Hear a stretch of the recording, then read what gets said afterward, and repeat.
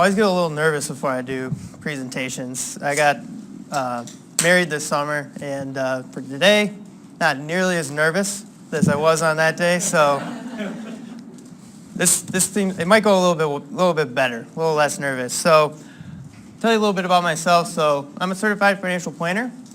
I've worked here as Summit Investment Advisors for 5 years. I went to Michigan State, and I got a finance degree. So I'd like to tell you a short story about how I chose my major and why I decided to major in finance. So I was in high school getting ready for college, and my dad shows me a mutual fund statement. It's my statement. My dad saved some money for me for school. I was like, sweet, because college is expensive. So it was worth $7,000, $8,000 maybe, and I'm like, oh, sweet, awesome. He just casually mentioned, yeah, I put $1,000 in there when you were born, and I'm like, whoa, you doubled my money a few times here. So that was pretty awesome. So I was looking at majors, wasn't very good at science or English, so I decided to major in finance and business because I wanted to see what do I need to do to earn money in the market. How do I earn wealth? So my dad did it. I said, he's a pretty smart guy. I wouldn't call him a genius, but I'd like to figure that out. So that's why I majored in finance. And, what my dad did is he invested once, saved up over the course of the year in 1989, invested for me, which I appreciate. But after that, he didn't do anything. He just kind of let it be. So this workshop today will kind of tell us why that's a good strategy for investing. So why invest? Investing can help you meet your financial goals, such as buying a house, paying for college tuition, saving for retirement. We'll go through investment basics, stocks, bonds, money markets, cash equivalents, the effects of inflation. We'll go through mutual fund. What is a mutual fund? How does it work? What does it invest in? Asset allocation. What is asset allocation, and what are the benefits of asset allocation? And why invest now? Is there a best time to invest? We've been in the second longest, pretty close to the longest bull market ever, so it's still a good time to invest today. So we'll kind of cover all those things in our workshop today. So why invest? Here are some pretty common financial goals. And the main point of this slide is just try to hammer home, you save money each month, and you want to invest it. You can save money in a savings account, but that money's not working very hard for you. When you save in a CD or a savings account, it's really not going to give you a very high return. It can make it more difficult to reach these goals, especially saving for retirement. So investing is putting your money to work to achieve long-term growth through disciplined investment strategy. So by investing your money with long-term perspective in mind, you'll be able to reach your goals faster. Next slide here, we'll go over through the wealth-generating power of compounding. So compound returns. So this is equivalent of a snowball rolling down a hill. As it rolls down the hill, it gets bigger, bigger, bigger, bigger. And I'd like to point out on this slide, this is about 50 years to invest. So this is a really long time horizon, but it really hammers home the idea of compounding. 1966, you put $10,000 in the market. About halfway through 1990, 1991, you're hovering at just about 100,000. That's pretty good. It made about 90,000. The rest of the time horizon, another 25 years, that would grow to about 1.2 million. So that's pretty significant, right? And that's the power of compounding. Our next slide. So Mary invested $2,000 per year, starting at age 25. Stopped 10 years later. She invested a total of $20,000. John waited till he was 35. He invested $2,000 a year for 30 years. And this is at age 65 for both of them. So John saved a total of 60 grand. Mary saved a total of 20 grand. She started investing at age 25, so 10 years earlier. So she invested $40,000 less, and her account was 22% more than John's. So the time in the market is what's most important here. The most important part about reaching, for example, your retirement goal is making sure you're invested appropriately. This right here shows you the returns on CDs, which is a very stable fixed investment. The blue chart shows you the return that you can get on the CD in each of the past 20 years. And the green bar shows you what your after-tax and inflation-adjusted return would be. And you can see, 2009 till now, we've been in a really low interest rate environment, and your after-tax inflation-adjusted return is negative. So this would be very difficult to help you save for retirement because your after-tax and inflation-adjusted return is actually negative. This chart here shows inflation, a 2% inflation rate. So we've had an average 2.12% inflation rate going back to 1996. So a car today averages around $25,000. 20 years ago, that was about $18,000. In 2036, it's estimated that a new car 20 years from now would be about $39,000. Nobody picks what inflation is. It's just, what it turns out to be. But our central bank, the Fed, does mandate a 2% inflation rate. So their goal is to get that inflation rate to average out at about 2%. And then the reason for that is because that's what they've determined is the best inflation rate for a healthy economy. Stocks, bonds, money market. So these are the three main overarching asset classes. Stocks would be just investing, say, for example, we'll just go through an example with Coke. If I wanted to buy a share of stock, that's ownership in Coke. Why would I buy Coke? I know everyone likes Coke, and most likely they're going to continue to sell more Coke each year. Population grows, so I'm expecting them to make more money, so I'd have capital appreciation. So stocks are the most risky investment, but do offer the highest long-term return. Bonds would be if Coke decided to issue a debt or bond. They wanted to borrow just $10,000. They pay 2% a year to finance that debt. So I give them $10,000. They gave me 2% a year. At the end of the note, they gave me the $10,000 back, and I got the 2% interest. So that would be a bond. And money market instrument would just be any debt that's issued under 90 days. So the U.S. government issues T-bills. They're every 90 days. They're very low interest, but they're very safe. So no risk really at all in a money market instrument. And this kind of highlights the difference between volatility. So stocks, you can see this blue line, the most volatile. However, your return was the most significant as time goes on. So this is a 20-year time period. And then you can see 3-month T-bills. So the shortest term bond or the safest bond gives you the most average return, but very slow, or most stable return, but not a very significant return. This is kind of important for overall asset allocation. So if stocks give you the best return, why not own all stocks? Well, they're pretty risky.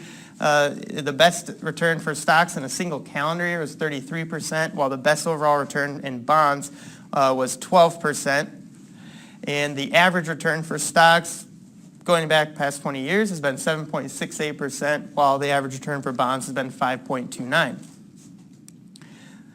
The worst year for stocks was 37%, and the worst year for bonds was negative 2%. So you can see there's a pretty significant difference in risk profile between stocks and bonds. So both of these asset classes would make sense in a well-diversified portfolio. So moving on to mutual funds. So most 401ks invest in mutual funds. They have one mutual fund for each asset class. Why is a mutual fund a great investment for 401k or just for anyone? It's an easy way to be diversified. So you have a professional money manager, builds a portfolio of securities, stocks, and or bonds with a specific goal such as capital appreciation or income. There's two main types of mutual funds. An open-end fund, which is most all mutual funds out there are open-end. They are the most common. And then a closed-end fund. So a closed-end fund has a fixed number of shares, and it trades like a stock, where an open-end fund, you would buy and redeem from a mutual fund company such as Franklin Templeton, and it trades it once a day. So if you sell a mutual fund, it sells at the end of the day. It doesn't trade like a stock. Mutual fund prospectus. Every mutual fund has a prospectus. If you're a client of ours, you probably get lots of prospectuses in the mail all the time. They're big booklets with lots of great information that is very important to read all the way through. It can be a little dry, however, but that's all the information. You have performance information, financial highlights, fees and expenses. What's really important as well, management team. How long's the manager been on the mutual fund? What's his track record? Has he done a really good job? Or is he my age just getting out there? Well, you might want to invest in the guy who's been there for a long time. So the management team, it can be very important on a mutual fund, as well as the different objectives and goals of that specific fund.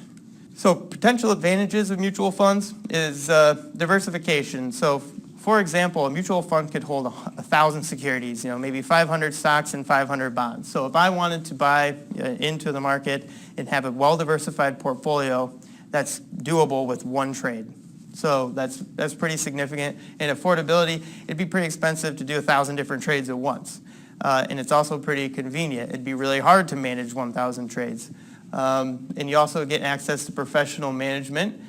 Within a mutual fund, you also have liquidity, so you can redeem at the current value of that mutual fund that is trading at that day. So understanding mutual fund risks. So it's principal. You have principal risk within a mutual fund. So a CD is something that you don't have principal risk in, meaning that you can't lose what you invested into it. With a mutual fund, you could lose in a stock mutual fund essentially 100%. Super unlikely, but that would be considered principal risk. And interest rate risk would be specific to a bond fund. So as interest rates rise, bond prices decline. So that's an adverse reaction. That's a market decline for a bond fund. And then foreign risk would be if you're investing in international stocks. If there's a decline because of market conditions or currencies, economic, social, and political climate in the country where you're invested, then you can have risk in a foreign mutual fund. So there's a lot of different kinds of stock funds. You have growth funds, value funds, sector funds. So for example, large cap stocks are the biggest companies in the U.S. So a large cap growth fund would purchase stocks of companies that are well positioned to capitalize on the long-term trends of the economy. So think of, in today's world, a tech stock. Apple, that's pretty much a growth stock. Facebook, growth stock. Value fund is designed to pursue opportunities that have been overlooked by the market or an industry that's currently out of favor, which can happen time to time because of bad news. So for example, retail could be considered a value play because it's kind of been trending down because everyone's talking about Amazon and everything being sold online. And then a sector fund, within the S&P 500 stocks, there's 9 different sectors. For example, healthcare and financials would be examples of 2 different sectors within the S&P 500. So you could invest in a fund that's specific into healthcare. So I think a sector fund would make the most sense as kind of like a satellite play in an already well-diversified portfolio. Bond fund investing. So 2 different types of bond funds. We have taxable bond funds and tax-free bond funds. Taxable bond fund would invest in corporate bonds or U.S. government bonds. So the interest is taxable in the year that you earn it in a taxable bond fund. A tax-free bond fund would own bonds issued by municipality, local government, or, for example, a hospital in the state of Minnesota. If you buy a bond from them, the interest on that bond fund would be tax-free. So you would definitely have a lower interest rate on a tax-free investment because you don't have to pay tax. And then the types of accounts that these would make the most sense in is if you have an individual or a joint account, for example, a tax-free bond fund would make sense because you would be having to pay tax on the interest you earned at the end of the year. So you'd want to have that type of bond fund in a taxable account. And it'd be very good to own a taxable bond fund inside, say, for example, an IRA or a 401k because all tax deferred. You're not going to pay tax on that until you need to take distribution. So all tax is deferred. It would make sense to own a taxable bond fund in a 401k or an IRA. All bond funds are associated to interest rate risk. So if interest rates rise, your bond prices would decline. So we live in a global economy. If something really bad were to happen in China, it would most certainly affect us. And as we all saw in 2008, something really bad happened in the United States, and it permeated through the whole globe. So this just kind of shows you the importance of investing globally. The United States makes up 54% of the global stock market capitalization, so the total value of all stocks in the world. The U.S. is 54%, which is pretty significant. Half of all wealth is in the U.S. for market cap. But foreign stocks do make up about 46%. And then this is the bond market, where bond markets make up about 66% foreign and 34% in the U.S. And the main idea here is it is important to have international holdings within your portfolio to have a fully diversified portfolio. There's lots of different types of international funds. You have world allocation fund, which would be a fund that would say, probably would own around 54% domestic, and the remaining would be international. So it would own U.S. stocks as well as international stocks. And then you also have developed international, which would be all international stocks, but would primarily be in Britain, Germany, so mature economies across the world. And then you also have emerging market funds. So that would be Africa, Latin America, Eastern Europe, and different countries within Asia would all be developing markets. So smaller countries that are growing at a much higher rate because their economy is not as fully developed. India, China, those are also examples of developing markets. So developing markets can absolutely offer sharp growth rates, but it is probably one of the most risky investments. So if you looked at a well-diversified portfolio, it would probably be a pretty small percent of what you would be wanting to invest, if at all. So this slide just illustrates, so this is the best performing stock market each year going back past 10 years. Same with the bond market, best performing bond market going back 10 years. One thing you'll notice here, which might be kind of surprising because the market's been doing pretty well in the United States, is it hasn't been the number one performer in any of the past 10 years. So it just kind of hammers home the point that international investing is important. So asset allocation, I think, is probably the most important part about investing, because once you get it set up and once you're comfortable with and know what your asset allocation is for this specific goal, how much risk do I need within my portfolio to meet this goal? Your asset allocation is what's going to help you determine that. So what is asset allocation? You invest your portfolio in different categories of assets, stocks and bonds, cash equivalents, so your investments are well diversified. So a well-diversified plan is not going to outperform any specific asset class you're invested in, but it can take away a lot of the risk, which is pretty, well, we'll see here on this next slide as well. Has anybody seen a chart like this before? This is a Callan chart. So we've talked about the major, stocks, bonds, and cash equivalents, but there's a lot of asset classes within stocks, for example, small value stocks, large growth stocks. The one thing you'll notice here is oftentimes you'll see, the top performer sometimes will be the bottom performer, but it's very hard to predict in any year which asset class would perform best. So what strategy? Knowing this information, that it's hard to predict which asset class would perform best in any year, let's go through a few strategies that you could implement to see, what would work best. So chasing the winners. I'm going to buy 100% into the best performing asset class every year. You do pretty good. If I would have done that over the past 20 years, I would have earned 6.92%. If I chase the losers, I invest all my money into whichever one did the worst the year before. Seems like a great idea. If it did terrible last year, it'll probably do pretty good next year. Asset allocation. If I invested equally into each of the asset classes on that chart, you did do a little bit better in this example. So you can see how asset allocation can help you outperform the overall market. So putting risk reward in perspective, never want to take on more risk to get the same return, right? So our asset allocation portfolio is about in the middle of our overall risk amount, right? Our riskiest is small growth stocks, so that'd be a really small company. They are the most riskiest investment. And you can see that in our specific example, going back 20 years with our Callan chart that we're looking at today, you actually had a better return in an asset allocation portfolio with significantly less risk than small growth stocks. So you're taking on less risk to get a pretty good return. So that's kind of the whole idea of asset allocation. It smooths out the ride so you can, if the market goes down a lot one month, a lot of people don't like to look at their statements, right? Because it's like, this is a bummer.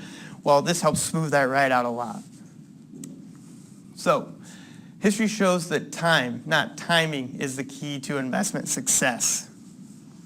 It's a quote from Sir John Templeton, who founded Franklin Templeton Investments. So as I said earlier, we are 9 years, we're into a long bull market. Market's more expensive than it's been before. So should I still buy stocks? Is it still a good time to invest? If over the past, so let's look at history because we don't know what's going to happen in the future. But if we look back 20 years, we've got worst days, best days. So say I invested $10,000 every year on the most expensive day of the market every year for the past 20 years. I still earned money. I still made 6.61% as an annual return. If I would have bought it when the market was trading at its lowest price every single day for the past 20 years, I would have made 8.82%, which is significantly better, but there's no way either of these examples would happen. You're probably going to be somewhere in the middle. So nobody knows if tomorrow's the best day to invest, but if you continue to invest each year and stay invested, that's really going to be what is most important. This slide kind of talks about market timing, which if you try to time the market implies that you can predict what the market's going to do, and nobody's done that before, so you can't do that. Very difficult to do. A lot of people have a lot of research out there. There's a lot of different quantitative, like big words, all that kind of stuff. Well, if you just stayed invested in this example, you would have earned the most. If you missed the best 10 days, so just the best returning days, just 10 days, you lose 3.68% on your annual return. If you miss out on the best 30 performing days, you had a negative return. So taking all the guesswork out of it and just staying invested, you have a pretty good return. So does anybody here invest in a 401k or had before they were retired? So if you know the term dollar cost averaging, you have all dollar cost averaged if you have invested that way. So all dollar cost averaging is setting aside a fixed amount each month to invest.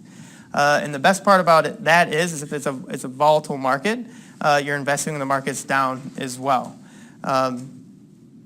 So you're focusing on accumulating shares. So if I'm investing each month into a mutual fund and the market's down, I'm not looking to sell, I'm looking to buy. I'm looking to accumulate shares. It's a bummer that the share price is down and that my current investment in that mutual fund or stock is down. I'm buying more shares when the price is down. So you're focusing on building shares. Nobody ever looks at their account and says, man, how many shares do I have? Usually you look at the balance, but it's also important to look at the number of shares that you have. Because when the market does rebound, or you have more shares, right, earning more for you. So that's what you should try to focus on, or at least take a look at it. Be prepared to weather market declines. Over everyone's lifetime, they're going to experience a significant pullback in the market. On average, every year the market pulls back 10% once, and on average it'll pull back twice in a year, 5%, which is pretty significant. We've been pretty lucky as of late because we haven't really experienced that since about this time last year. But we're going to have market declines as part of the game. So you have to be able to be accepting of the amount of risk that you're taking on. So the relative mechanics, I was saying you buy more shares when the price is lower. Here's 4 purchases over 4 months. $40, so our average price is $10, 40, add them all up, 40 over 4. Average share price, $10. But our average share cost was less than $10, $9.88. So we spent a total of $2,000, and we got more shares when we bought a lot more shares when the price was down.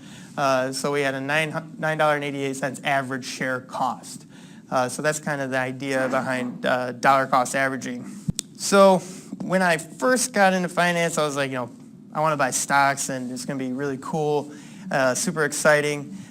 if you're doing investing right, it's pretty boring. Whenever my friends ask me about investing, the number one thing I always say and try to hammer home is $1 today is worth more than $1 tomorrow. It's a pretty simple statement and doesn't probably encompass all the different things about compounding that you've learned today. But that's really how you build wealth, right? Is by investing in it consistently over time and staying invested. 5 key points to remember. Why invest? To reach your financial goals over time, you need to invest. It's going to give you the best return over time. And everyone wants to retire, so you can save up over your lifetime, and the power of compounding will get you there.